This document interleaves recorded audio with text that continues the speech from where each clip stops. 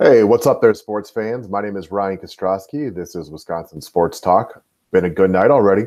Bucks won a really tight one again. Uh, Ugly game for the most part. Celtics came in, lots of missed shots early on. Kyrie played well down the stretch. Giannis made some big plays. Smart with the big strip. Clock was a little bit funky. Kyrie missed at the end. It was a very, very close game, but the Bucks were victorious once again.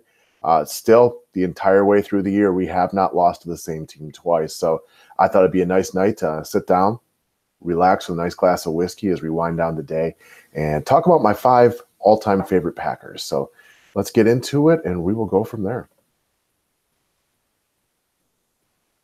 All right, guys, like we talked about, this is Wisconsin Sports Talk. Obviously, this is a new station. You could probably figure that one out on your own if you're relatively YouTube savvy.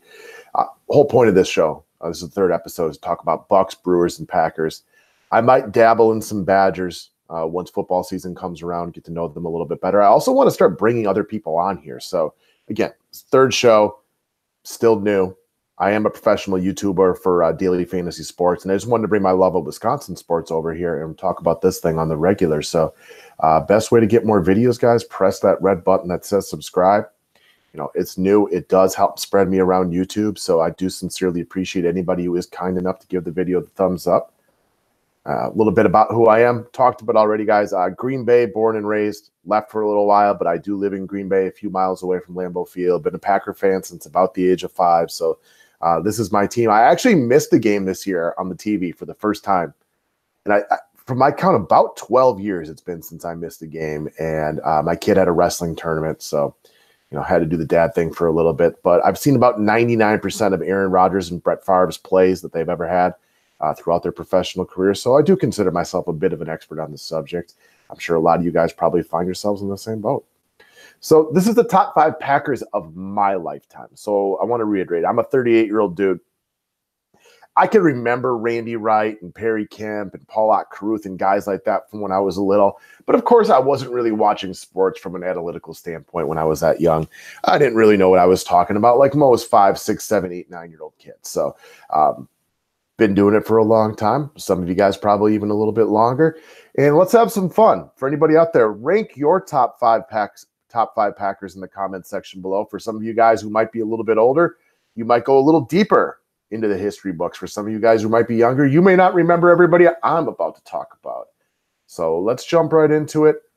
Get a quick sip of whiskey, and let's talk about number 5, LeRoy Butler. For the younger generation, you guys might not remember how really good LeRoy Butler was. He was an all-pro in 4 of the 12 years of his career.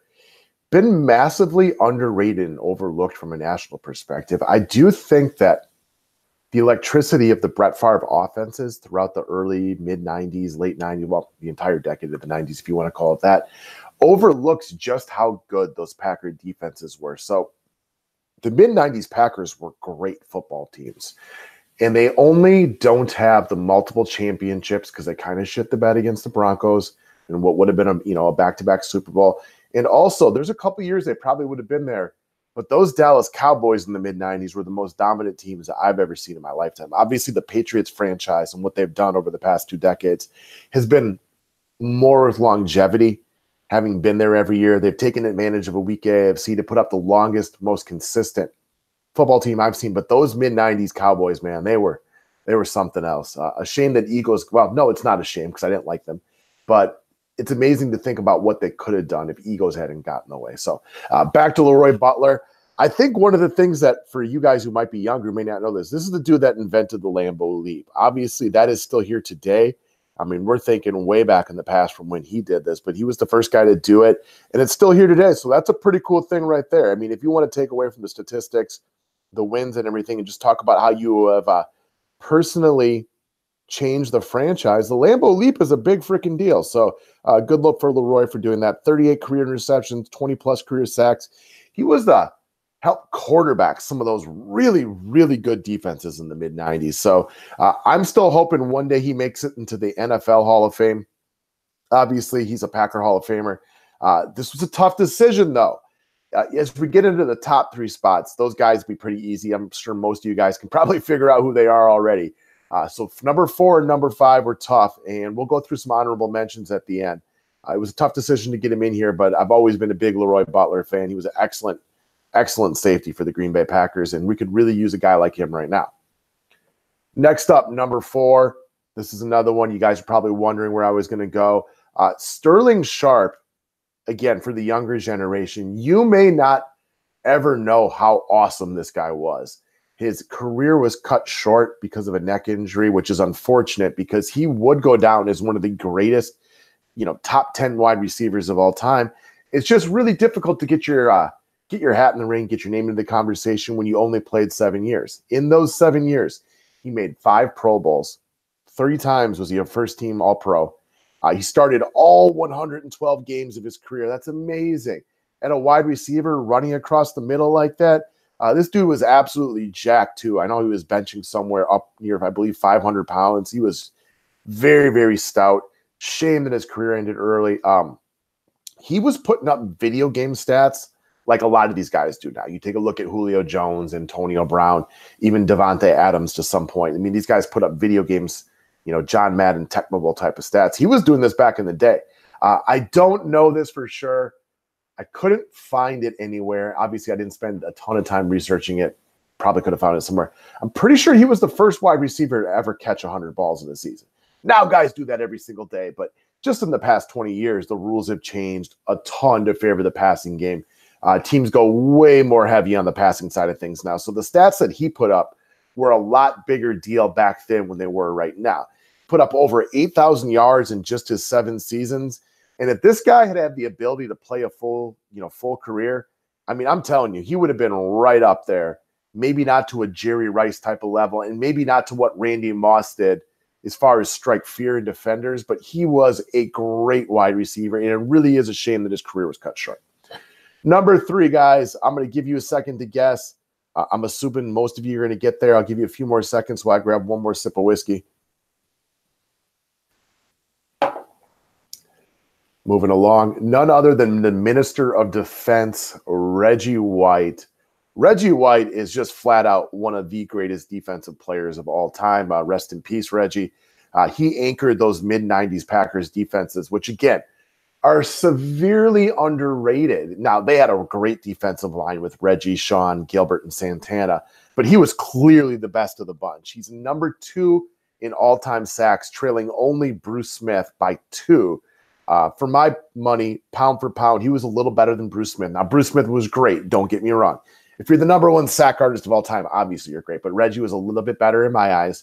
The only reason he's number 3 is because of 2 other guys, which I'm sure you know where I'm going. But also, he only played 6 seasons in Green Bay. He started off his career in Philadelphia. He was excellent there. Came to Green Bay. I believe he retired for 1 year and then went back to Carolina for a touch. Other great things he did, closed it in the Super Bowl. I mean, the Patriots lost that Super Bowl to us, and it was not a blowout. It was a close game, and Reggie White closed that bad boy down. He is a top 10 defensive player all time, in my opinion. He also, the fact that it was only 6 years hurts him for how far he can go up the rankings, but he was a huge influence on what happened at Green Bay in the 90s. Green Bay had been stuck being a bad team for decades. Now, I think most of you guys know the Packers franchise has got a hell of a history that goes along with it, but they were pretty bad there for a while throughout the 80s and 70s. And he and Brett Favre were huge, instrumental in making the Packers what they are right now. Mike Holmgren, Ron Wolf, you could bring some other names in the mix as well, but he made it cool to come to Green Bay. Green Bay is not LA. It's not New York. It's not even Chicago for that much. So the fact that he came here as a free agent and signed with us was really a big help to what happened and which transgressed after that. So rest in peace, Reggie White, all-time great, one of the greatest football players, one of the greatest defenders, one of the greatest Packers of all time, Reggie White. Now, the next question is, which quarterback do you prefer? Quarterbacks are the most important position on the team, and we just happen to have back-to-back Hall of Famers that have played for us. Very, very fortunate. I have a feeling that after this, it may not go well for a while because we're due to have a decade or two of, dealing with what Minnesota and Chicago have had to deal with less than stellar quarterback play for, most of the time that I've been alive. Number 2, I'll go Brett Favre. I think Rodgers is better. We'll get to Rodgers here in a second. I don't want to take anything away from Brett Favre. He's a 9-time Pro Bowler, 3-time MVP, 2 trips to the Super Bowl champ. I think one of the things we will always remember, and I think this picture right here is perfect, is he played the game with an unbridled enthusiasm matched by very few without history. That and the Iron Man streak, the consecutive game streak. So he's got a lot of really big numbers for his career. A lot of those, though, do come, strictly from playing for a very long time. So his big issue was the turnovers. He threw way too many interceptions, and it's why he will never be in that upper echelon of greatest quarterbacks of all time with Peyton Manning, Tom Brady, a few others that some guys might include up there, Joe Montana, for example. He is one of the greatest to ever do it, but he'll never be in that top 5 category because way too many games were lost by Brett Favre interceptions that he had no business throwing. And I'm sure most of you guys can think of a bunch of them just off the top of your head. I don't want to, stew on that too long. There's some negatives you can bring up with Brett, but he was one of the greatest football players to ever play. And he is, without question, one of the greatest Packers to ever do it. When he was kind of, waffling on the retirement and forced out of Green Bay, I was sad. I didn't know what we had in Aaron Rodgers. I was one of the people who thought we should go for at least another year with it. Brett Favre. Turns out I was wrong, and they made the right move. But clearly one of the greatest Green Bay Packers of all time. I like to see him gradually getting back in the good graces of Packer fans, me included and a lot of other people out there. Probably never be what it could have been because of the way things went out. But that shouldn't take away from how we appreciate what this man did for Green Bay. All right. Last but not least, Aaron Rodgers. For me, it's not really that close between Aaron Rodgers and Brett Favre. Now, I get the arguments for people who like Brett better, who think he was better. I actually think Rodgers is on a whole new level for what he's capable of doing. 7-time Pro Bowler, 2-time first-team All-Pro, 2-time Super Bowl or 2-time MVP, Super Bowl champ, Super Bowl MVP, best quarterback rating of all time, best touchdown to interception rating of all time. So I think that's where he separates himself from Brett. Both of these guys can command an offense, 2 of the greatest to ever do it. But where Aaron separates himself is he doesn't make the stupid mistakes. Now, I know some people want to see him go for it a little bit more. I like the way he plays the quarterback position. It's a shame he's coming off the worst year of his professional career. I got big hopes for next season, though. The new coach, I believe this, things might change. If things don't go well under LaFleur, and, maybe I'll eat a little bit of crow on this one, but I am firmly believe with all of my heart that Aaron Rodgers has succeeded despite Mike McCarthy and Ted Thompson. I am not a fan of either of them. I'm glad to see a new regime for the very, last portion of his career. Hopefully we can do something to get him one more Super Bowl and to get us fans one more Super Bowl. But for my money, he plays the quarterback position at a level that I have never seen out of anybody else in Green Bay, even above Brett Favre, even above the vast majority of guys I've ever seen at a professional level. There's guys like Joe Montana and Tom Brady that have significantly better resumes with all the Super Bowl championships, but football's a team game. The Packers have won because of Aaron Rodgers. Whereas like the Patriots win, and Tom Brady has a lot to do with it, but they have had the greatest coach I've ever had the ability to see. Aaron Rodgers has carried this team. And what I don't like is when athletes get basically shamed by the public because they don't win more. It's a team game. There are dozens of people out there influencing the game, and we have not done a very good job organizationally the past 10, 15, 20 years of putting good teams around these great quarterbacks. If you want to beat the salary cap drum, I understand your points. But ultimately, I have not been a Ted Thompson fan. Mike McCarthy's play calling and just overall grasp of how to run an offense has just been putrid for the last 5+ years. So Aaron's been stuck out there creating plays and having to do everything on his own.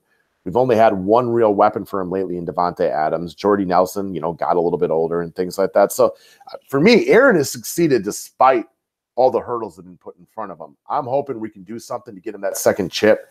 I think one more chip, and I do think that really helps him vault up the list of all-time greats, because even though for my money, if you put Aaron Rodgers in New England and had him under Bill Belichick, he would also have 5, 6, 7, 8, 9 rings. It is really difficult to rank a guy like Rodgers with one Super Bowl ring above guys like Joe Montana and Tom Brady.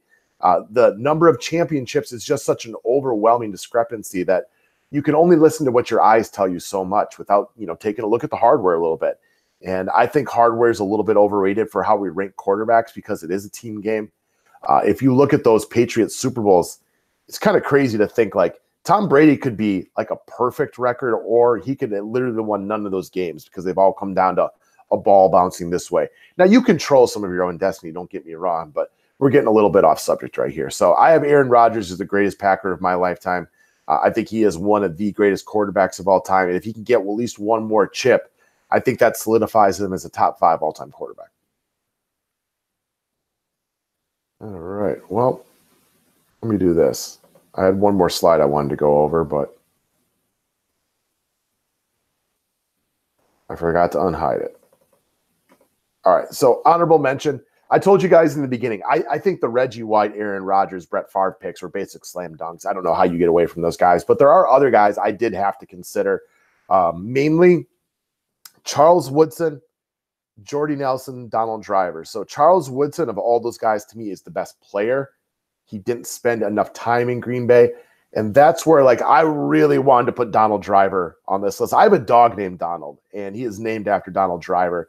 What's not to love about Donald Driver? Not just he was a good player. That's the problem, is Donald Driver was a good player. He wasn't a great player. Like, Sterling Shutt was a great wide receiver. Donald Driver was just really good, but he was a great dude, and he was one of the greatest Packers of all time. I mean, I can't even describe to you just what, if you're not a Green Bay resident, and most of you people listening to this will be Packer fans, like his story of where he came from, you know, growing up, I believe his mom was an addict. He was basically homeless. He had to sell drugs as a kid to support his family as like a 10-year-old kid. You know, most of us can't even imagine what that would be like as a child. And I know some people want to say, well, I would have done this. Bullshit. Like, what he did was great. And what he brought to the city of Green Bay, he just seems like one of the coolest, all-around best dudes to ever put on the green and gold. So he wasn't quite good enough for me to put him in the top 5. But just as like what you brought to the Packers team, all of his intangibles, man, I really wanted to put him up there. So I'd probably have him as 6. Jordy Nelson, for my money, was a slightly better receiver in his prime. But what Donald Driver brought, I thought, you know, made these two guys pretty even. And then, you know, I would have gotten right there between like Charles Woodson and Clay Matthews. Matthews has been around so long. So even though Woodson to me is a better overall player, Matthews has been here for a lot longer. And there is something to be said for longevity. And then I just tossed them on Green and Chad Clifton on there. Those guys are good, but I never really, I guess, considered them for the 4 or 5 spots. So that's how I see it, guys. Feel free to put your top 5 down below. I would love to hear your thoughts on this one. Obviously, it's difficult to get away from the Reggie Whites and Brett Favre's and Aaron Rodgers of the world. But after that, it is pretty debatable. And we're all going to have different measuring stick in how we review these things. So feel free to, you know, give your opinion. And besides that, subscribe to the channel, guys, and I will see you soon.